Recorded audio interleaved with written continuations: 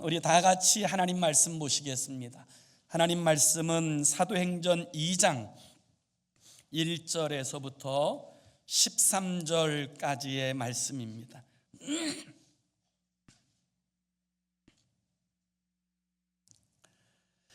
사도행전 2장 1절에서 13절까지 우리 다 찾으셔서 함께 합독하여서 주의 말씀을 낭독합니다.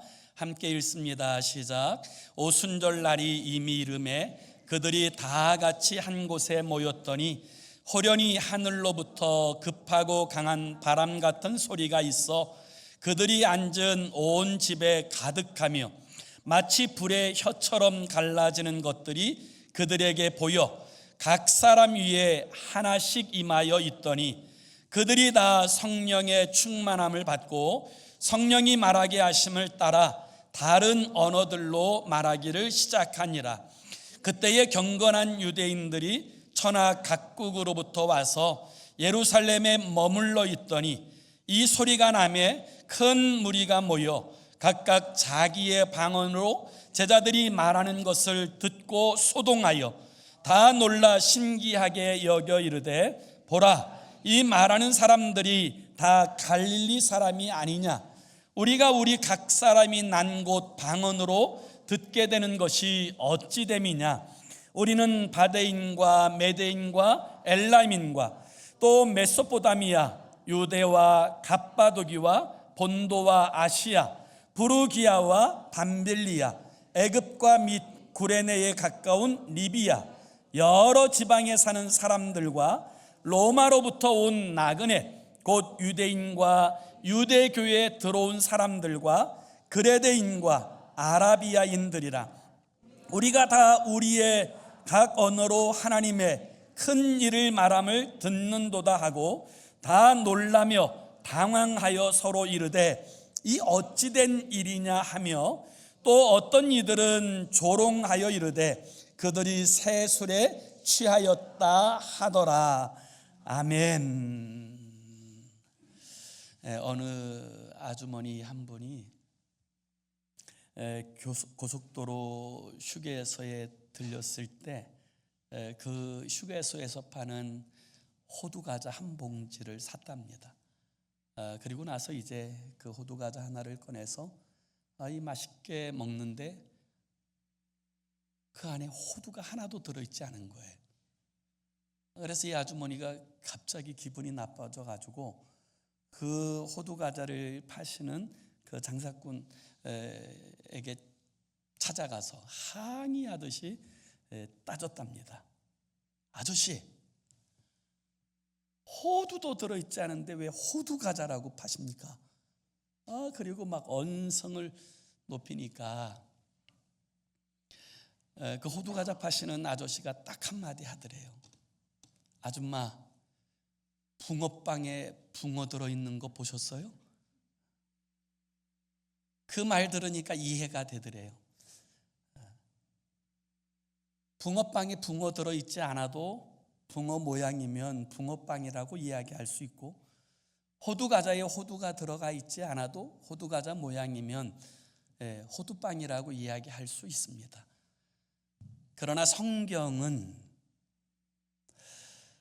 하나님의 성령이 없는 사람은 절대로 그리스도인이라고 말하지 않습니다.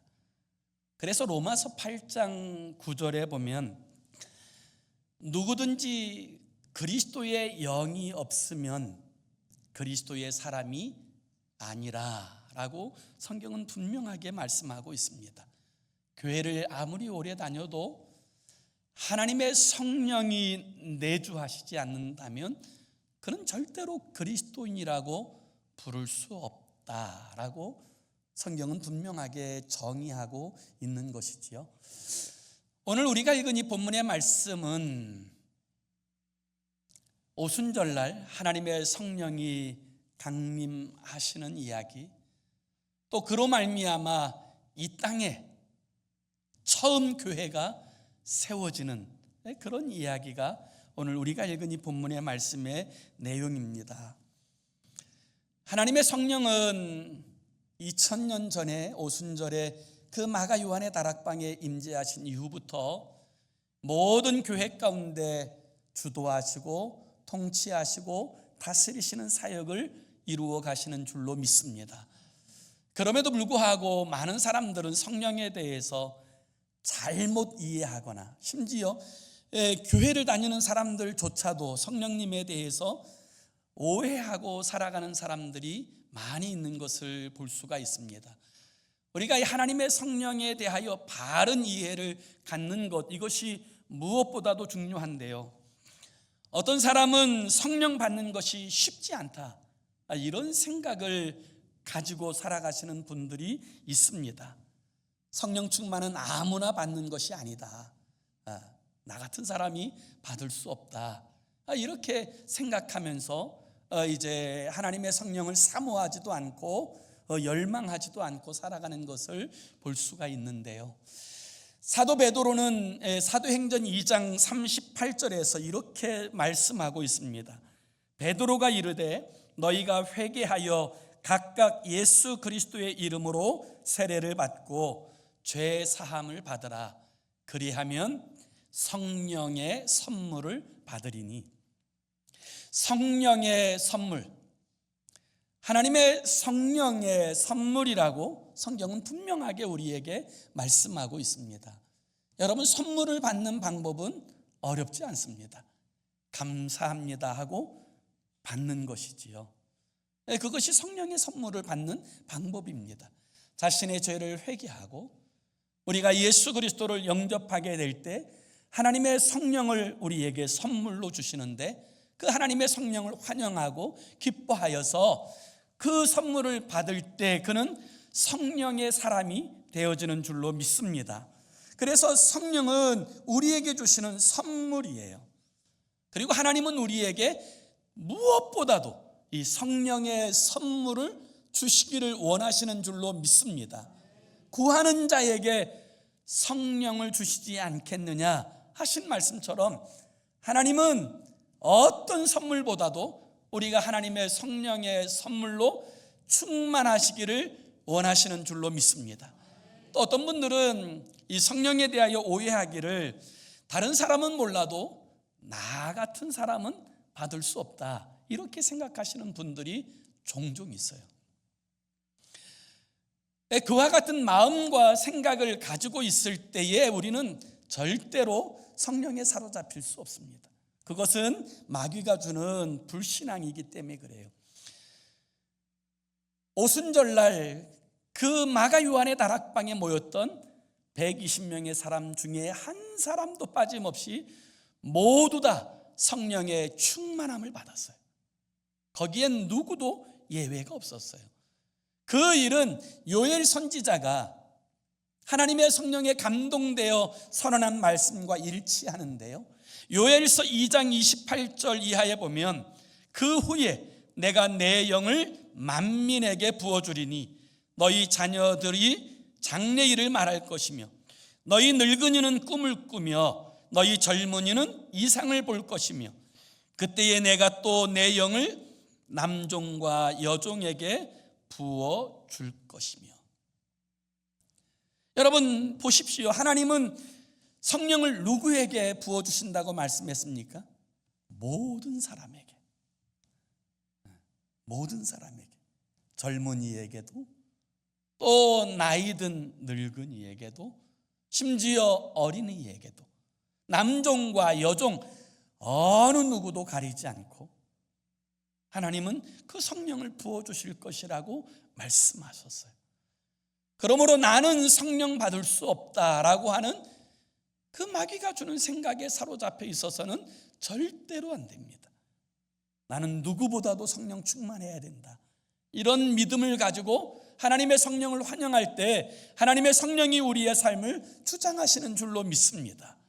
또 다른 오해 중에 하나는 성령을 많이 받으면 성령 충만이고 성령을 적게 받으면 성령 덜 충만이라고 생각하시는 분들이 있어요. 그런데 성령은 많이 받고 적게 받고가 없어요. 성령은 인격이 하나님이세요.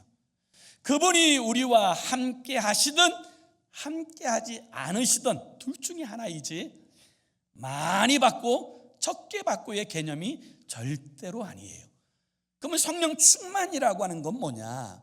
성경에서 말하는 성령 충만은 하나님의 성령이 우리의 삶을 완전히 통치하실 때, 그것을 성경은 성령 충만이라고 이야기하는 거예요. 예전에는 예배 시간만 성령에 감동되었는데 지금은 차 타고 운전할 때에도 성령과 동행하고, 사람과 만날 때에도 성령님과 함께하고, 사람들과 대화할 때에도 그 하나님의 성령을 의식하고 성령의 감동을 따라서 말할 때 우리의 인격과 우리의 삶 전체를 하나님의 성령이 주장하실 때 이 상태를 가리켜서 성령 충만, 이렇게 성경은 이야기하고 있는 것을 알 수가 있어요. 오늘 우리가 읽은 이 본문의 말씀은 성령께서 오순절날 이 땅에 오셨다는 거예요. 그래서 오늘 본문 1절은 이렇게 시작됩니다. 다시 한번 1절을 보세요. 오순절 날이 이미 이름에 그들이 다 같이 한 곳에 모였더니. 여러분, 오순절 날은 어떤 날입니까? 이 오순절은 이스라엘 백성들이 출애굽한 그 흠없는 어린 양의 피를 그 집에 좌우임방과 그 문설주에 바르고, 그래서 하나님의 그 구원의 은혜를 통하여 출애굽한 날, 그날로부터 50일째 되는 날을 오순절이라고 이야기해요. 그래서 6월절이 지나고 50일째 되는 날, 그날 어떤 일이 있었느냐? 그 오순절날 모세가 이스라엘 백성들을 대표로 하여 호렙산에 올라가 하나님의 말씀을 받았어요. 그 날이 바로 오순절이고 그 날이 바로 주일이에요. 예수님께서 인류의 죄를 대속하시기 위하여 십자가에 죽으시고 부활하신 날이 주일이고, 하나님의 성령이 강림하신 날이 주일이고, 이 땅에 교회가 세워지고 처음 교회가 시작된 날이 주일이에요. 그래서 우리는 이 주일을 성일로 기억하며 하나님 앞에 나와 예배하게 되어지는 줄로 믿습니다. 그런데 오늘 성경은 오순절 날이 이미 이름에 이렇게 시작해요. 오순절 날이 이미 이뤘다라는 말은 오순절이 시작되었다라는 의미이고요, 이 오순절이 시작됨과 동시에 하나님의 성령이 그 주님의 약속의 말씀을 붙들고 기도하며 사모하였던 그 모든 백성들 가운데 임재하여 주셨어요. 하나님은 하나님의 때에 일하십니다. 절대로 하나님의 때에 정확하게 하나님의 일을 이루시고 나타내시는 줄로 믿습니다. 주님은 그것을 아셨기 때문에 제자들에게 너희는 예루살렘을 떠나지 말고 아버지께서 약속하신 바 그 약속하신 성령을 기다리라 라고 말씀하셨고, 제자들은 그 주님의 말씀에 순종하여 하나님의 때에 주실 그 성령을 사모하며 기다리던 중에 오순절 날에 모든 성도들이 성령으로 충만하게 되어졌던 거예요. 그래서 우리는 이 하나님의 성령의 그 역사들을 바라보면서 여러분, 우리에게도 하나님의 은혜를 사모하고 기다림이 있어야 될 줄로 믿습니다. 사모함이 있어야 돼요. 진짜 사모하면 기다릴 수 있게 되어지는 거예요. 제가 어느 잡지에서 재밌게 본 글 하나가 있는데요, 어느 형제가 그 아리따운 여자를 만나고 한눈에 반했답니다. 그래가지고 너무너무 이제 좋아하는 마음이 생기니까 사랑 고백을 했는데 한 번에 차이고 말았어요. 그래도 이 남자가 아마 뚝심이 있었던 것 같아요. 그래서 막 매일매일 찾아가서 만나자 그러고 매일매일 그렇게 이제 대시를 하니까 이 여자가 이렇게 이야기했답니다. 당신의 무엇을 믿고 내 삶을 당신과 함께 하겠느냐, 그래 당신의 사랑을 진짜 사랑한다면 그 사랑을 보여달라라고 요청을 했답니다. 그러자 남자가 이렇게 이야기했대요. 그러면 내가 내 사랑을 보여주기 위해서 지금부터 100일 동안 내가 밤마다 이 집에 와서 당신을 지키겠습니다. 밤새도록 이 자리를 지키겠습니다.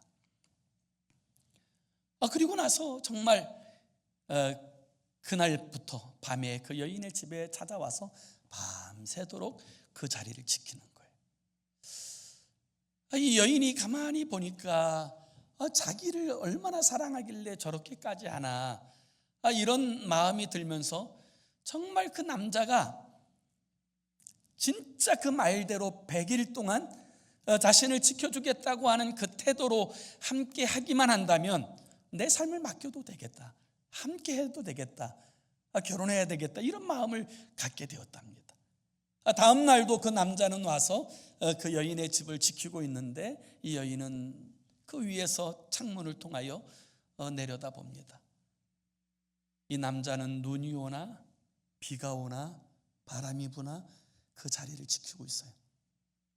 그러다가 99일째 되는 날, 그날은 아주 몹시 추웠답니다. 너무너무 추운 날인데도 그 남자가 그 자리에 딱 서 있는 거예요. 그 모습을 보니까 마음이 막 뭉클해지면서 내가 뭐라고 이렇게까지 사랑한다고 이야기하나, 이런 마음 때문에 이제는 더 하루라도 기다릴 필요가 없다, 이런 생각을 가지고 보선발로 뛰어나갔답니다. 그리고 그 남자를 향해서 꽉 껴안으면서 이렇게 이야기했다 그래요. 이제 당신의 사랑을 확인했으니까 우리 결혼합시다. 그렇게 고백을 했더니 남자가 자기의 그 손을 은근히 뿌리치더니 한다는 말이 이렇게 이야기하더래요. 저 죄송한데요, 저는 알바생입니다. 그렇게 이야기하고 도망가 버리더라는 거예요. 여러분, 오늘날 여러분 사랑도 꼼수로 하려고 그러고 신앙생활도 꼼수로 하려고 하는 일들이 제가 볼 땐 너무 많은 것 같아요. 그렇기 때문에 하나님의 성령에 감동되어 살아가는 사람들을 참으로 만나기 어려운 시대, 이것이 오늘 우리의 시대가 아닌가, 여러분 이런 생각을 합니다. 그러면 또 어떤 분들은 성령을 받으려면 오래 기다려야 되나 보다, 이렇게 생각하시는 분들이 있는데요, 그렇지 않습니다. 오순절 이후에 누구든지 예수를 그리스도로 주로 영접한 후에 하나님의 성령으로 충만하기를 사모하게 되면 주의 뜻대로 구하는 자에게 주님께서는 성령의 충만함을 허락하여 주실 줄로 믿습니다. 진짜 사모하며 그분의 다스림과 통치하심을 기뻐하고 기대하는 자에게 하나님의 성령은 감동하십니다. 충만히 역사하여 주시는 줄로 믿습니다. 오늘 우리가 읽은 본문에 보면 하나님의 성령이 충만하게 되어지자 나타난 세 가지 현상에 관한 이야기가 기록되어져 있어요. 하나님의 성령이 임재하실 때 여러분 어떤 현상이 나타났습니까? 그 첫 번째는 청각적인 현상이었어요. 우리 한번 다 같이 2절의 말씀을 보십시다. 2절 말씀을 함께 같이 읽습니다. 시작. 호련히 하늘로부터 급하고 강한 바람 같은 소리가 있어 그들이 앉은 온 집에 가득하며, 급하고 강한 바람 같은 소리가 있어. 바람 소리가 아니에요. 바람 같은 소리예요. 이것은 영적인 소리이고 하늘의 소리입니다. 예수님께서 그 두려워하는 제자들이 문을 걸어 잠그고 있는 그곳에 들어오셔서 큰 숨을 내쉬고 성령을 받으라 하신 것과 같이 주님의 호흡이고 하나님의 호흡이에요. 그래서 여기에 등장하고 있는 여러분 이 바람은 하늘의 숨소리이고 하나님의 호흡을 말하는 거예요. 다시 말하면 하나님의 숨결을 말하는 거예요. 저는 오늘 이 하나님의 숨결이 우리의 삶에 닿아지기를 원합니다. 처음 하나님께서 사람을 흙으로 만드시고 그리고 그곳에 하나님께서 호흡을 불어넣으셨어요. 그러자 그가 살아있는 생명이 되니라, 영적 존재가 되니라, 살아나는 존재가 되니라 하였어요. 하나님의 숨결이 닿으면 그 영혼이 살아나는 거예요. 하나님의 호흡이 그곳에 들어가면 그가 소성하고 살아나게 되어지는 줄로 믿습니다. 그것이 성령의 역사예요. 하나님의 성령이 우리 가운데 들어오는 것, 여기 하나님의 호흡이라는 이 단어가 르하은데요, 이 바람이라는 단어와 동일한 의미로 사용되고 있어요. 하나님의 호흡, 그 숨결이 닿는 순간 그들은 살아납니다. 회복됩니다. 치료됩니다. 에스겔서 37장에 보면 바벨론의 포로로 끌려간 유대인들은 자신들은 완전히 절망적인 상황이라고 그렇게 여겼어요. 다시금 회복될 가능성이 없다. 그래서 완전한 절망 가운데서 있을 그때 하나님께서는 에스겔을 불러서 그 하나님의 백성들에게 이렇게 말씀을 선포하라고 가르쳐 주세요.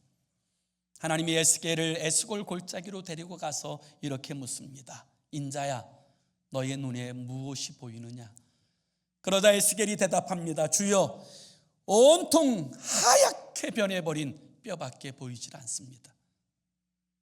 그러자 주님께서 다시 물어요. 인자야, 그 뼈들이 다시 살아날 수 있겠느냐? 에스겔이 대답합니다. 주여, 주님만 아십니다. 주님께서 하시면 될 수 있지 않겠습니까?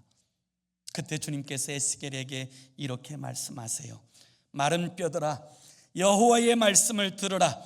내가 생기를 너희에게 들어가게 하리니 너희가 살아나리라.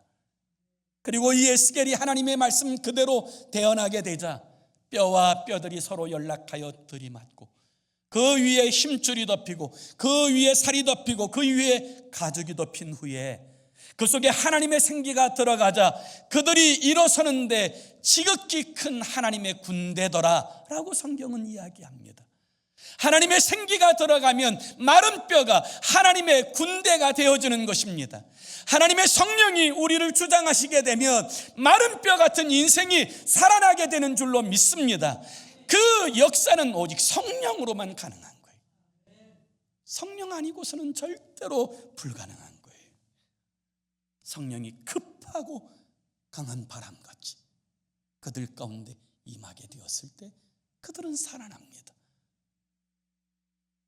어느 교회에 다니는 주일학교 다니는 한 아이가, 유치부에 다니는 한 아이가 집에 와서는 엄마의 뺨에다가 후 하고 바람을 넣더래요. 그래서 야, 너는 왜 엄마 뺨에다가 바람을 부냐? 그랬더니 이 아이가 그러더래요. 엄마, 하나님이 후 하고 사람을 만드셨대요. 하나님의 호흡이 닿으면, 하나님의 숨결이 닿으면 어떤 영혼도, 어떤 인생도 치유되고 회복되고 살아나게 되는 줄로 믿습니다. 그래서 우리는 성령 충만하기를 사모해야 돼요. 하나님의 성령이 임재하시자 나타난 두 번째 현상은 시각적인 것이었어요. 오늘 3절의 말씀을 우리 한번 다 같이 함께 읽습니다. 3절 시작. 마치 불의 혀처럼 갈라지는 것들이 그들에게 보여 각 사람 위에 하나씩 임하여 있더니 아멘. 불의 혀같이 갈라지는 것이 모두에게 보였다. 여러분, 진짜 불이 아닙니다. 불처럼 느껴지는 것이 보였다는 거예요. 모두에게 살아 움직이는 불 같은 성령이 임하셨다라는 거예요. 그 불이 임하자 그들이 움직이기 시작합니다. 그 불이 그들 가운데 들어오자 그들이 예수가 그리스도이고 부활하셨다는 사실을 온 세상에 나아가 선포하게 된 줄로 믿습니다. 우리의 마음에 성령의 불이 들어와야 형식적인 신앙생활을 종식하고 지식적인 신앙생활을 종식하고 진짜 신앙생활을 하게 될 줄로 믿습니다. 불이 붙어야 움직이는 거예요. 예? 우리의 마음에 불이 붙어야 여러분 사랑이 시작되는 것이고요. 자동차도 불이 붙어야 가고, 비행기도 불이 붙어야 날아가고, 여러분 로켓도 불이 붙어야 여러분 창공을 가르는 거예요. 우리가 진짜 성령의 불이 붙어야, 그제서야 비로소 온전한 하나님께서 원하시는 신앙생활을 하고 온전히 하나님께서 기뻐하시는 그 선한 일들을 이루어가는 그런 복된 삶을 살아내게 되어지는 줄로 믿습니다. 여러분, 이 불이 우리로 그리스도인 되게 하는 것이고, 이 불이 우리를 성령의 능력에 사로잡힌 사람으로 세우는 거예요. 그래서 우리는 성령 충만하기를 사모해야 합니다. 교회가, 성도가 성령 충만하기를 사모하지 않으면 아무 일도 하나님의 뜻대로 이루어낼 수 없는 것, 우리는 이것을 분명히 알아야 되는 거예요. 그리하여서 성령의 불붙은 교회, 성령의 불붙은 성도, 그들이 행하는 곳에 하나님의 나라가 세워지는 거예요. 하나님의 성령이 임재하실 때 나타난 세 번째 현상은 언어적 현상이에요. 그래서 오늘 보면 4절도 다시 봅시다. 4절도 같이 읽습니다. 시작. 그들이 다 성령의 충만함을 받고 성령이 말하게 하심을 따라 다른 언어들로 말하기를 시작하니라. 여러분, 성령이 말하게 하심을 따라 그 언어가 장악되었어요. 성령 충만하고 나서 내 말하지 않습니다. 내 하고 싶은 말 하는 게 아니에요. 내 뜻을 말하는 것이 아니에요. 성령이 말하게 하심을 따라 말하는 것, 이게 성령이 임재하셔서 그를 장악한 사람들 가운데 나타났던 현상이에요. 그래서 여러분, 성령 충만하냐 충만하지 않느냐를 보는 가장 간단한 방법은요, 말을 들어보면 알아요. 하나님의 성령에 사로잡힐 때 그는 자기의 욕심을 내는 것이 아니라 하나님의 뜻을 말합니다. 거친 말이 아니라 온유하고 겸손한 말을 하는 거예요. 하나님의 성령이 장악하시게 되자, 마치 5.16 그 군사 쿠데타가 일어난 후에 그들이 제일 먼저 한 일이 뭐예요? 방송국을 장악하고 신문사를 다 점령해서 자신들이 하고 싶은 말을 다 보내었잖아요.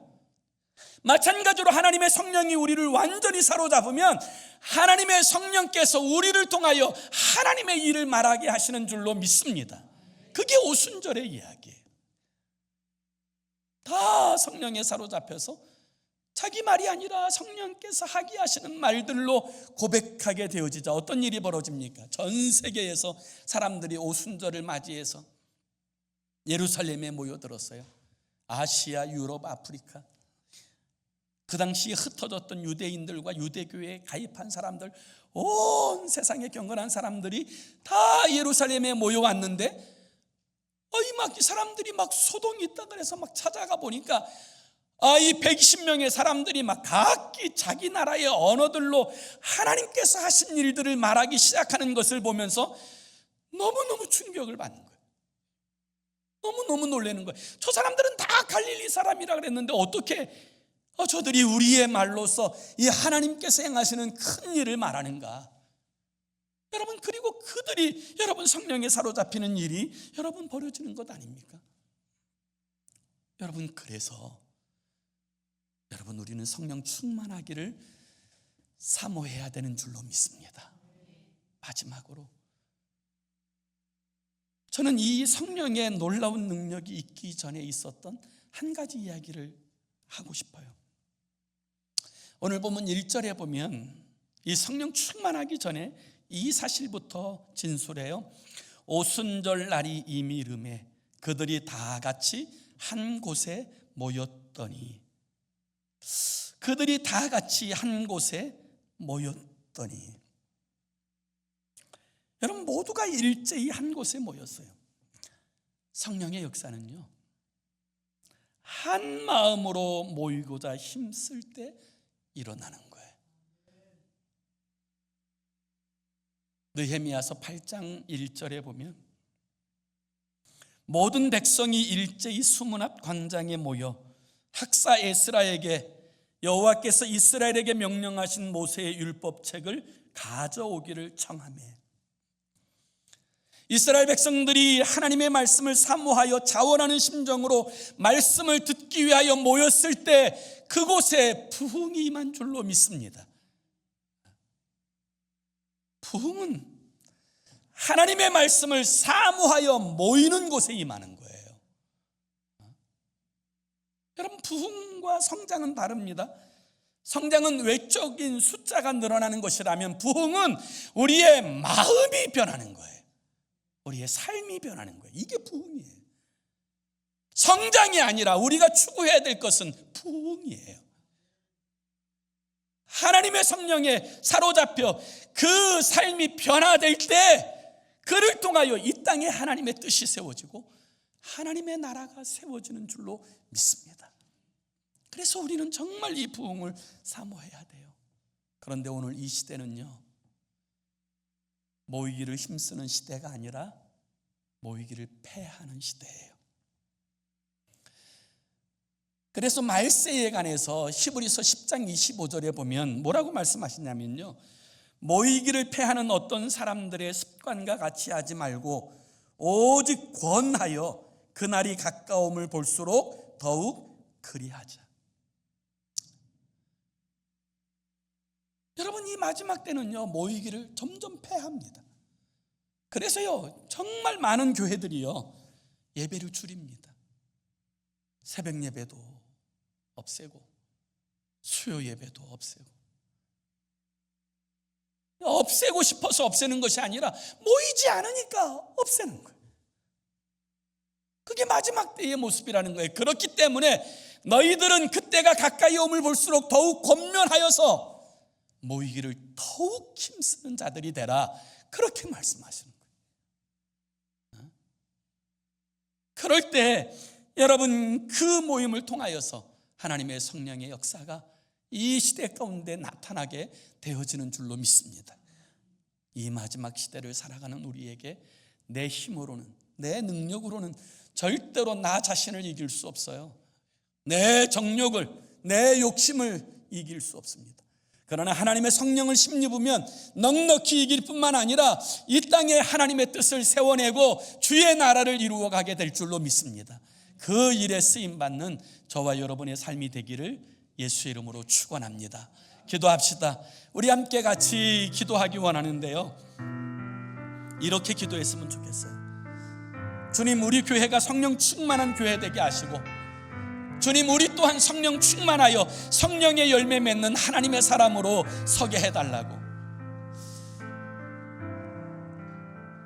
오늘 이 시대는 정말 성령의 사람들을 보기가 너무 어려운 시대 아닙니까? 너무 편리한 것을 추구하고 눈에 보이는 안목의 정욕이 우리를 사로잡고 또 사람들에게 이생의 자랑을 하는 것을 낙으로 삼고 살아가는 사람들이 가득한 때, 하나님 아버지, 우리로 하여금 이 시대를 거스르고 하나님의 뜻을 이 땅에 세워내며 하나님의 나라를 이 땅에 이루어가기 위하여 아버지, 우리가 성령의 사람이 되게 하시고 우리 교회가 성령 충만한 교회가 되게 해달라고 우리 함께 합심으로 기도하겠습니다. 살아계신 하나님 아버지, 오늘 이 시대는 무엇을 먹을까, 무엇을 마실까, 무엇을 입을까, 눈에 보이는 안목의 정욕과 이생의 자랑과 육체의 정욕만을 추구하고 쫓아가며 그것이 마땅하고 당연한 것처럼 여겨지는 시대입니다. 그래서 이 마지막 시대에는 모이기를 패하고 아버지, 형식적인 신앙에 사로잡혀 살아가는 사람들이 많은 때입니다. 하나님 아버지, 우리로 하여금 이와 같은 때에 이 시대를 향한 하나님의 뜻이 무엇인지 보여줄 수 있는 성령의 사람이 되게 하여 주옵소서. 하나님의 나라를 위하여 이 땅에 아버지 하나님, 우리가 부름받았음을 기억하게 하시고 우리를 통하여서 이 하나님의 나라가 우리의 가정에 세워지게 하시고 우리를 통하여 이 하나님의 나라가 우리의 이웃들 가운데 세워지게 하시고 아버지, 주의 영광이 드러나도록 하나님, 우리의 삶이 쓰임받게 다스려 주시옵소서. 아버지, 약한 세대 가운데 승리하게 하여 주시옵소서.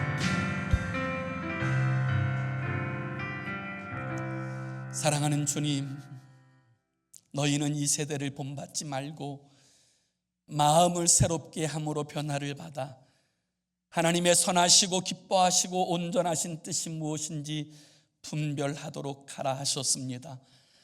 하나님, 우리가 성령으로 충만하지 않으면 우리 또한 이 세대를 본받아 살아갈 수밖에 없고, 우리 또한 안목의 정욕을 추구하고 이생의 자랑을 나타내는 것을 기뻐하고 육신의 정욕을 따라 살 수밖에 없습니다. 그런 우리들을 통하여서 이 땅에는 절대로 하나님의 나라가 세워질 수 없고 주의 영광은 드러날 수 없습니다. 하나님께서 이 시대에 우리를 부르신 것은 이 시대의 빛과 소금으로서 하나님의 선명한 뜻을 보여주기 위함인 줄로 믿사오니, 하나님, 우리 공동체가 성령 충만한 교회 되게 하시고 우리 사랑하는 주의 성도들이 성령에 사로잡혀 살아가는 성령의 사람이 되게 하여 주시옵소서. 예수 그리스도의 이름으로 기도 올리옵나이다. 아멘.